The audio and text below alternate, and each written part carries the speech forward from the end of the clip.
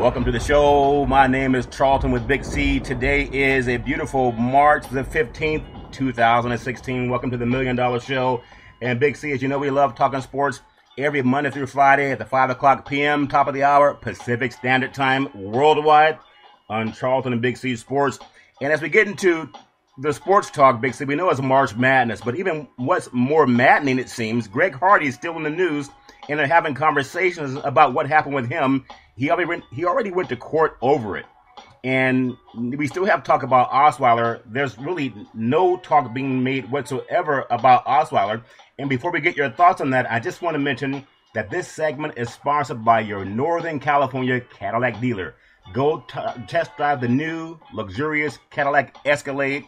If you're looking for class, you're looking for performance, you can only get the real thing at your Northern California Cadillac dealer. And speaking of Northern California Cadillac dealers, Big C, they're still talking Greg Hardy, no talk of Osweiler. What are your thoughts on that? Charlton, is ridiculous. That lets you know what the mainstream media has. If something is not put in front of them, they don't have anything to talk about. But to bring up the Hardy incident, now Hardy, this was 2 years ago. Yes. Hardy was suspended by the Panthers. He was suspended by the NFL. He went to court. He lost an entire season. He came back last year halfway through the season with the Dallas Cowboys, had a productive run while he was there. But Osweiler, this is a recent incident. They're talking about Hardy from 2 years ago, Charlton. Yeah. They're not even talking about the other quarterback that had the alleged incidents at Lake Tahoe and also in Georgia. Yes. But, you know, if you think about 2 years ago, Charlton, after the 49ers had gone to the Super Bowl, yeah, Colin Kaepernick was beat up on an alleged incident down in Miami. Now, the day that Colin went to Miami, he and I passed each other in the airport, and we had a little brief conversation talking about some things. And then the next thing you know, he's all over the bloggers, even though he wasn't involved in the incident, where we have these two other quarterbacks, yeah, Anglo quarterbacks, yeah, that were involved in the incidents. They tried to bury him and shame him in the media. Well, you know what? Chris Rock talked about that with the Oscars. And I know sometime in our media world, Big C, people have a short memory. Something's on the news today, tomorrow it's replaced by something else. But because of people like ESPN, which I love ESPN, and Fox Sports, I love Fox Sports, but they're always updating the new thing. So an incident like Osweiler's brushed under the carpet. And when you think about March Madness, I even heard someone talk about an incident. It was the coach out of Louisville, slipping my mind for some reason right now. Rick Pitino. The great Rick Pitino. And he was talking about them being left out of March Madness because of the salacious, I guess some type of woman of the evening was being allegedly hired by someone to give to the athletes as an incentive to come to their school, which we know that's never happened in the history of NCAA sports, Big C.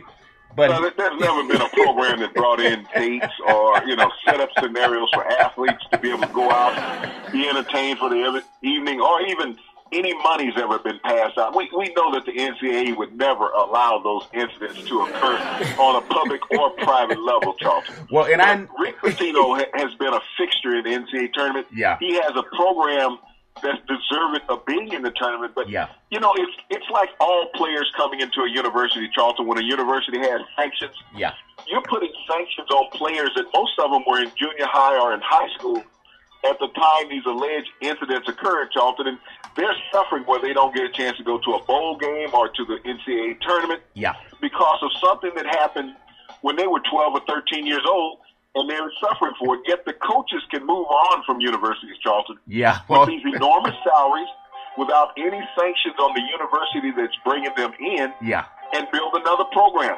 Just walk away from the damage and go elsewhere. Well, ironically, and I love Rick Pitino. He's been one of the most successful coaches in all of sports. Won championships, Charlton, at Kentucky. Yep. Also won championship at Louisville, and took Providence, back when he was at Providence, a head coach, to the Final Four with Marvin Barnes and Ernie DiGregorio. Well, he's the real deal, Rick Pitino, but I will tell you this, and I love how coaches have to defend their programs, but Kentucky, they have one of the great arenas, one of the great college arena, 25,000 seats on campus. 25,000 seats. Now, when you think about the great Bob Knight and you think about Rupp and all the great coaches from college basketball, Kentucky and Louisville, obviously, they're big rivals. But Pitino had some comments about Kentucky, and you talked about it just yesterday on the show, ironically. He said, unlike Kentucky, we have players that stay here more than 1 year. And it's a shame that they're in the tournament and we're not. What do you think of that? Well, you think about the scenario with Calipari. Calipari had allegations when he was at Memphis. Yeah.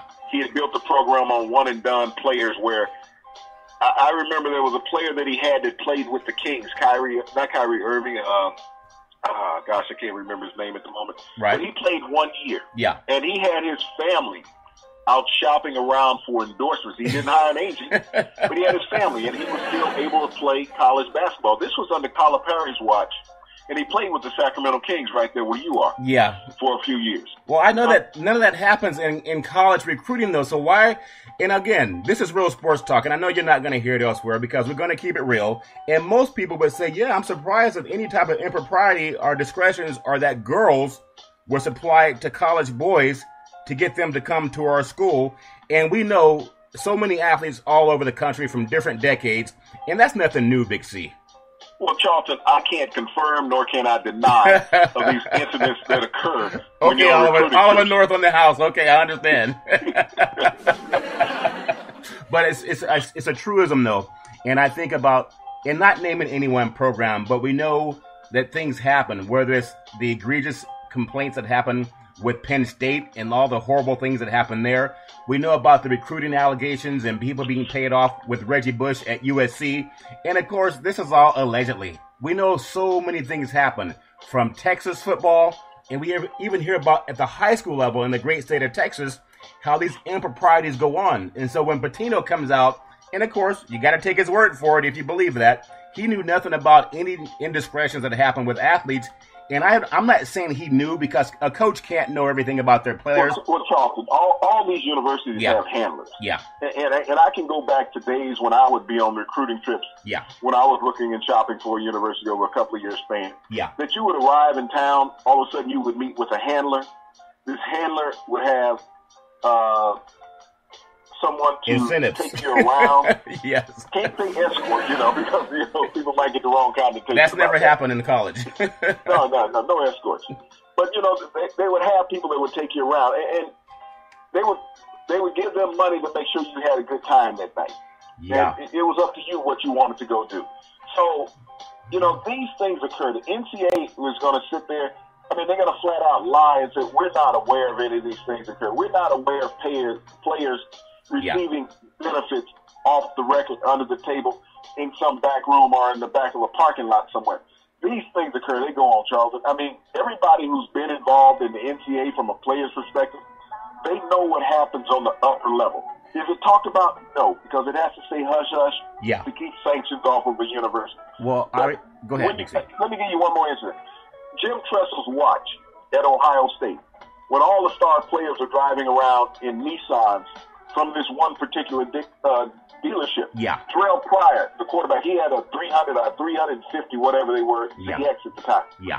Now, how is Terrell Pryor, an inner-city kid, driving a brand-new ZX each year? I mean, the car was traded in each year, as well as 35 other players. Goes back to SMU, the Pony Express. Oh, yeah. Same Great thing. James. They had a Nissan dealership in Dallas when the Pony Express was big, that 30, 40 players on the team had cars from this dealership.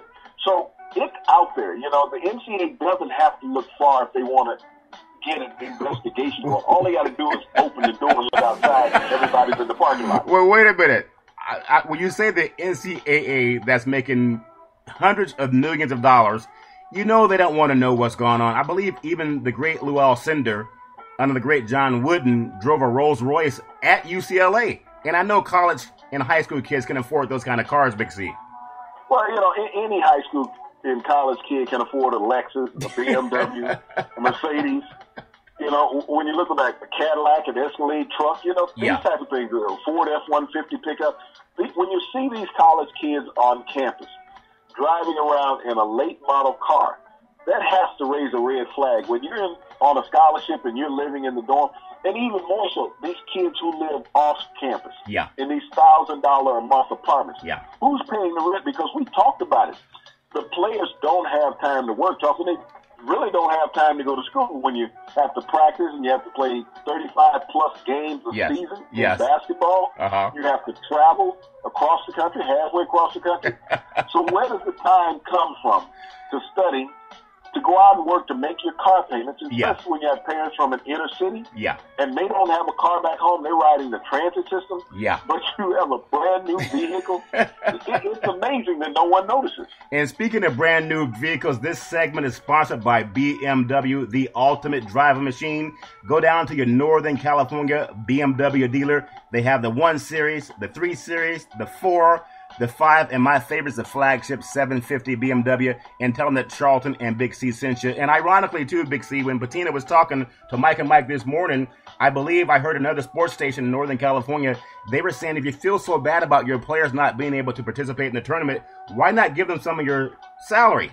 Obviously, they can't do that, but no coach is going to give up millions of dollars for these athletes, even though they love their free labor. Well, Charlton, the NCAA has said any type of financial compensation to a player, a current student athlete, will make him ineligible, and also the team ineligible. So how can a coach just blatantly go out and give the player money? That's why I said they have handlers. They're 3 and 4 people removed when a player is going to receive compensation. That's what boosters are all about. Everybody at every major university knows that boosters exist. And these boosters have a lot of financial means. And they don't mind making a player happy, get him to come to the university, get him to stay at the university, make sure he's comfortable at the university. So the NCAA is very aware of all the inadequacies that they have. They're very well aware of all the monies that are moving around. They go after certain programs with other programs feeling that they're not getting the productivity out of their program. Let's target these guys. And like I said, why are you targeting a program and targeting kids that were in junior high or in high school, and now they come after they've committed to a university, and they have all these sanctions for the next 3 or 4 years? Well, think about this. These are university of higher education, but I just want to mention something that's an anomaly. Higher education. They know how to kite funds. They know how to move money that's not known about. The local stock markets. Well, think about March Madness has gone on. You have universities that are not graduating kids. Now, Stanford University, they fired their coach, their basketball coach. Johnny Dawkins was fired Monday after 8 seasons as a Stanford coach. And he got the Cardinals to the Sweet 16 in 2014 in the NCAA tournament and NIT championships after the 2012 and 15 seasons. But Stanford went 15 and 15 this season, Big C. They finished in the Pac-12 conference with an 8 and 10 record. Overall, he's 156 and 115. Now, all their players graduate, but he loses his job for graduating all of his players. Well, we talk about the NCAA, the Institute of Higher Learning. No, it's the Institute of Higher Finance. It's okay to graduate your kids, but you're not winning, so we don't want you around. We would rather have a high-profile coach in here that creates a scandal, that gets us under NCAA investigation, and he's kicking kids out every 1 to 2 years. But, Stanford has been a known institution. It's like the Ivy League of the West Coast, Charlton. They graduate football, basketball, and baseball players. And so I guess the university now, when you look at the instant success of Oregon with Uncle Phil building a multi-million dollar arena. We love Phil. And everything. What kid wouldn't love Phil? Because I can imagine Oregon's main color is green.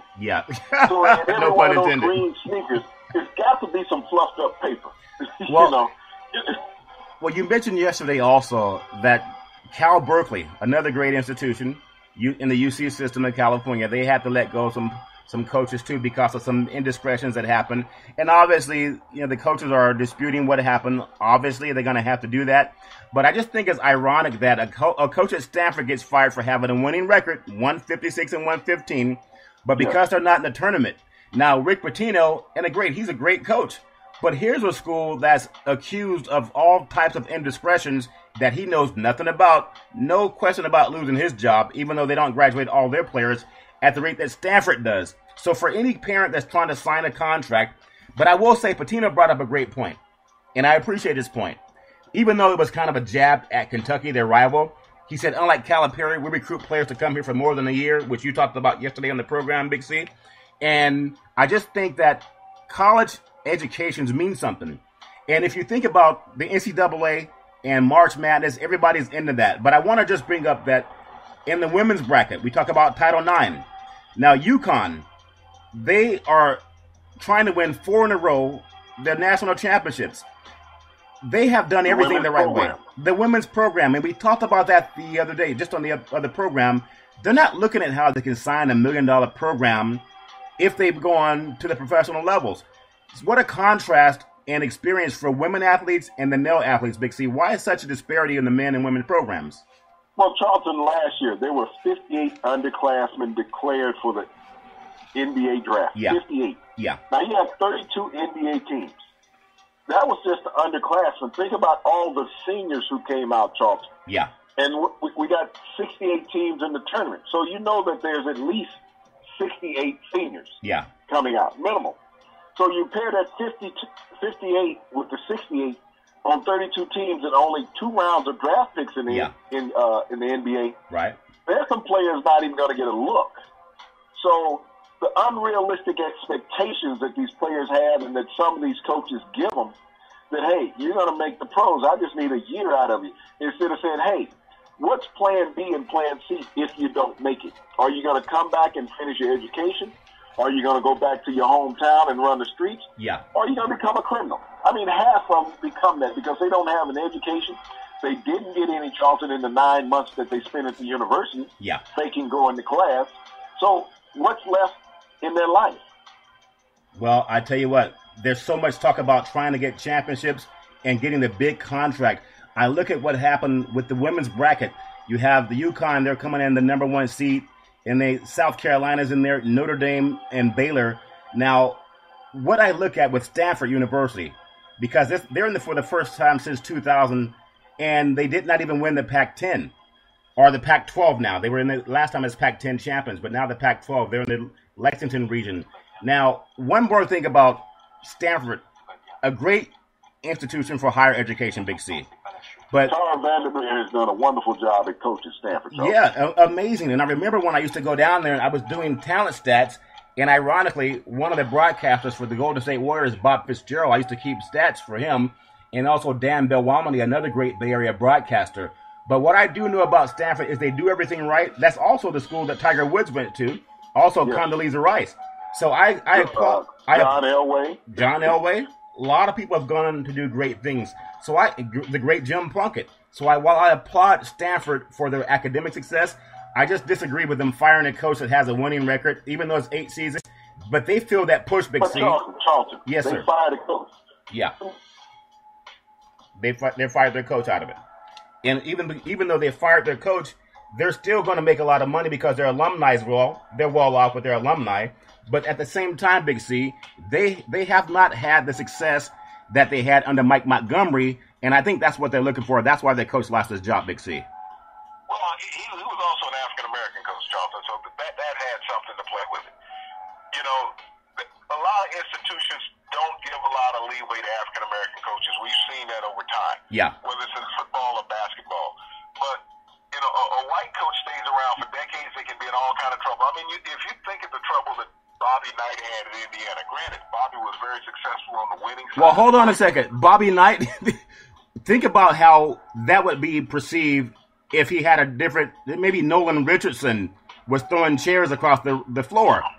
Different treatment, I agree. Choking a player. All these things. If Nolan Richardson had have done it, any African-American coach had gone out and assaulted a player on video. Yeah. I mean, I remember Jerry Tarkanian lost his job because some players were in the newspaper with a known gambler or whatever in a hot tub.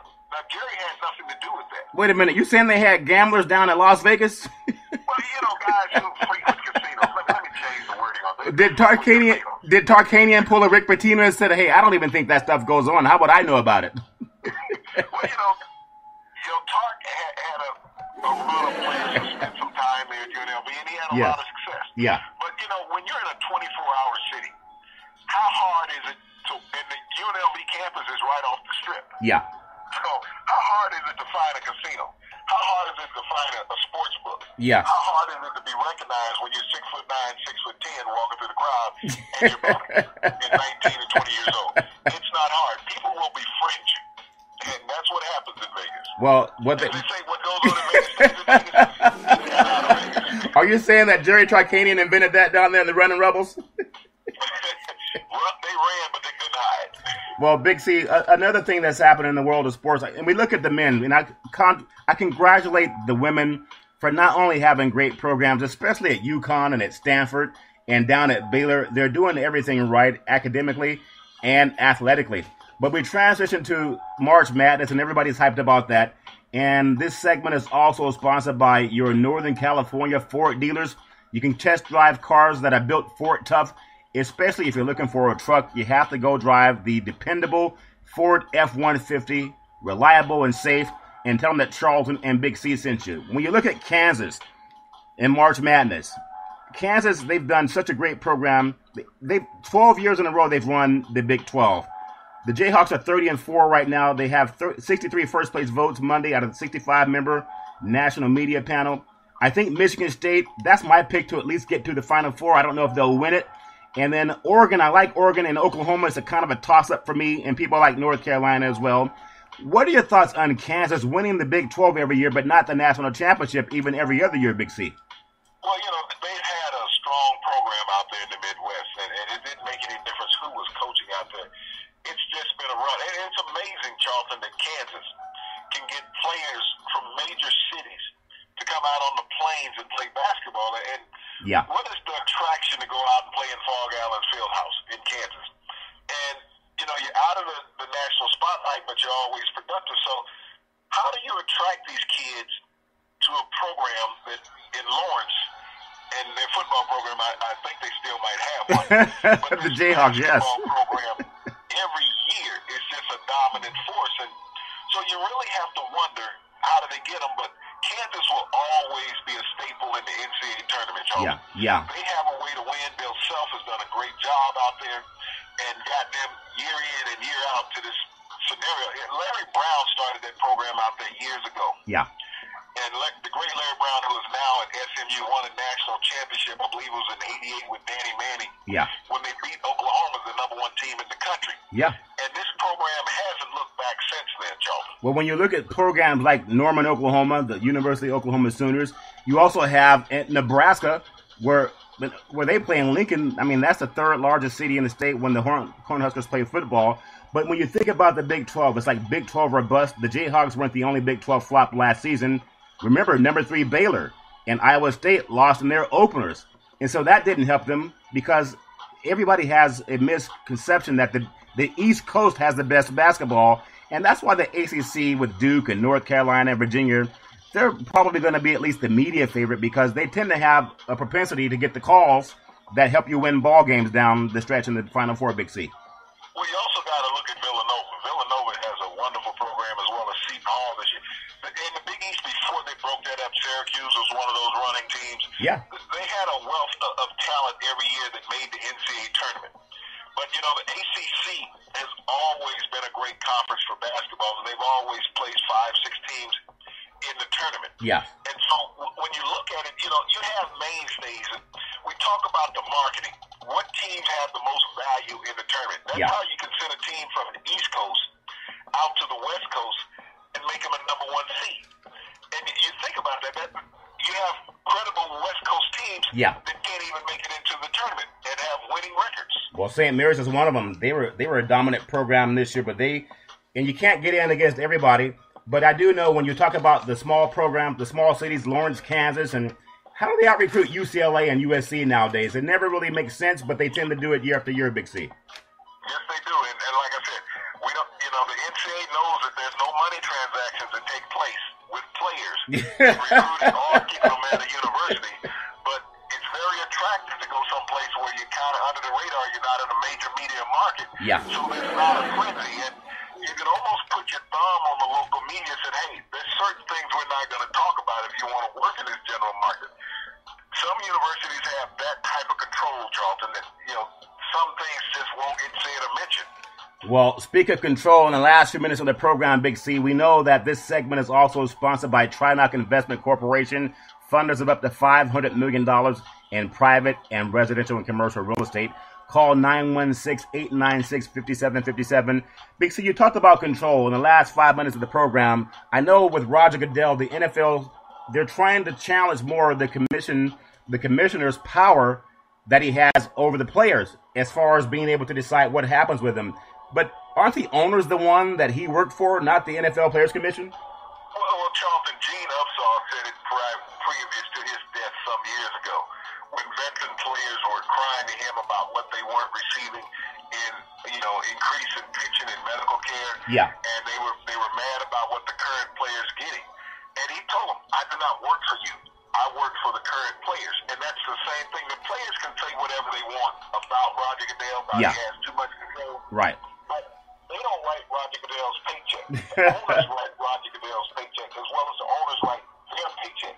So the owners are not going to cut off the hand that makes them millions of dollars every year, and that's Roger Goodell. But even more so, Charlton, we've talked about CTE on the programs in the past. Yeah. Today, Congress had the NFL in front of them talking about CTE and admitting that there was a problem with CTE and that they've known about it for years. And so there's been an appeal filed on the $1 billion settlement that the Players Association had, the Retired Players Association had with the NFL. Because now they're admitting after the settlement that they knew about this. Yeah. But before they played dumb, as we saw in the movie Concussion with Dr. Amalu. Yeah, and Will Smith. We don't know about this, but now it's open. And so the NFL has to come clean. Well, Big C, we were talking about this when we were at Salem Media, how players just need some type of help. And now, because even UCLA, they're doing a study where they can actually check for CTE while someone is still alive. And I'm glad to see that after we beat that horn for so many months to no avail, now Congress has stepped in. Isn't it amazing what happens when Congress gets involved? There are players who never use steroids, and then they're under oath. They realize, what, maybe I did at some point in time. When Congress gets involved, people tend to get more responsive and accurate in their answers, Big C. Well, Charlton, we have a political arena going on right now. We have people running for president. Yeah. They're running for re-election in their local districts, and congressmen and senators. Yeah. So it's very politically correct for them to, what's the top thing in America beyond politics? Sports. Yeah. So let's get the sporting arena. We're not going to bring in Wall Street and talk about them. We're not going to go back to Bears and Saks and AIG and those companies, countrywide that built America for billions of dollars. Yeah. And got bailed out by the government. Yeah. In our last president that we had prior to who we have now. Yeah. And so these people that were criminals, we're going to let them go. But let's focus on sports. Yeah. Sports will take America's minds off of everything else. That's true. Regardless of how good or how bad you're doing. Yeah. If you talk about sports, we can do that. So Congress has a lot of things that they can fix. They're more concerned about the NFL than fixing the job situations in America, fixing anything in America. Let's attack the NFL. A multi-billion-dollar business is not going to go away. Yeah. That everybody's going to watch, regardless of what's going on, and make ourselves popular. Well, I mentioned instead of dealing with the real issues. I agree with that, Big C. In the next 3 minutes of the program, I remember talking about Tom Jackson and how he's a great anchor person for ESPN. And I love the way that he handles himself and a great spokesperson for the league. But one thing I'll get back into, when we talked about earlier in the program with Hardy still being talked about today, no talk about Osweiler for pushing the women. And I want to bring this up again because at the Kings game just last week when they were playing the Cleveland Cavaliers, when I pulled up in the parking lot, the park in the media section, there was a Comcast Sports truck. And on my car, someone had put a flyer, and I guess it was put out by the Sacramento Kings organization. And they were talking about no violence toward women, none whatsoever. There should be no acceptance of it. Ironically, with the NFL, they're hiding it. It's like the UFO. No one really believes it exists. And I just don't know what else to say. Yes. There's no exceptions if you're an African-American player. Yeah. There's no exceptions to that because we will suspend you for a year. Yeah. We will take away your livelihood forever, and Ray Rice will suspend you. Nobody will ever touch you. We'll have women's group picketing. Yeah. But if you're a white quarterback and you sexually assault or allegedly assault a woman at Lake Tahoe during a Pro-Am golf tournament, and you're that same white quarterback who allegedly attacks a woman in a bathroom in a bar in Georgia while your bodyguards are out not letting anybody in the door. Yeah. Or if you're a white quarterback and you attack your girlfriend a couple times where she has bruises and it's in the media and all over the place, oh, we'll send you to rehab and get you over this scenario. Yeah. Or if you're a white quarterback in college and you're alleged kingpin of a sexual allegation scenario, right? You know, we'll cover that up if you just go on and become one of the greatest quarterbacks of all time in pro football history. But if you're an African-American quarterback and you're down in Miami and some other guys that you were hanging out with that they get caught in an alleged sexual misconduct thing, we'll plaster your name all over the news and won't say anything about those others because you're the marquee guy who just got out of the Super Bowl. Well, Big C, as much as I don't want to agree with what you're saying, I think Chris Rock was so poignant when he talked about that. And I still think it matters. And unfortunately, we're out of time because our show goes by so fast. But you can hear it again tomorrow. We'll be coming to you at the 5 o'clock hour Pacific Standard Time on the Charlton Big C show. And we'll bring your sports, we bring your real sports talk. I know you can go to ESPN, you can go to Fox Sports, but oftentimes they're going to water down what they tell you because they want to protect the Shield. And speaking of the Shield, every Monday through Friday at the 5 o'clock p.m. hour, you can listen to Charlton and Big C, and we're talking real sports, and we do it worldwide. So thank you for appreciate you for listening in. Thank you, and have a super fantastic day.